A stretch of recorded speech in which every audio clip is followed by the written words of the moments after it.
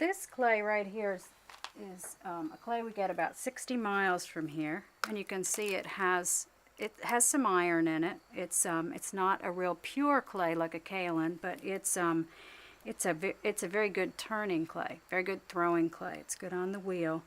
And we get the clay, and it's in this form like this, and we bring it here to dry. And after it's dried, it is beat to a powder form, so that we start with powder form for all of our clay bodies. So this clay by itself would probably turn fine, but it's not a complete body. It would probably crack. So we need, when we make a clay body, we usually have about 5 different things in it. We'll have probably 2 or 3 clays. We'll have a clay that is very plastic, and we'll have a clay that's very strong. And then we may have a clay for color, or a clay that just works really well on the wheel. We get other things like this is mullite here. This is from Virginia, and this adds a little bit of coarseness to the clay, and that makes it stand up well, and it's good to correct cracking problems.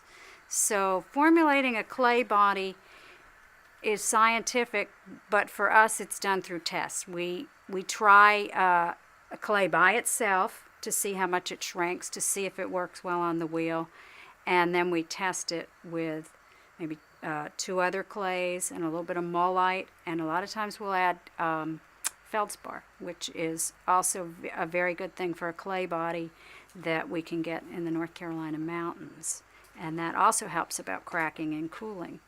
So the clay is wonderful, and this area is wonderful because there's clay all over the place, and a lot of times it is in lowlands as the water washes down from the mountains at what they call the fall line, where there's a low place or a drop in the topography, I guess you'd call it, and clay has settled here and taken on the elements that it's come in contact with. So you have very white clays, you have clays that are gray or yellow, and then you have brick clays that are very dark, and they're not very plastic. They're wonderful for brick. They're not so good for use on the wheel, but there's a wonderful variety here.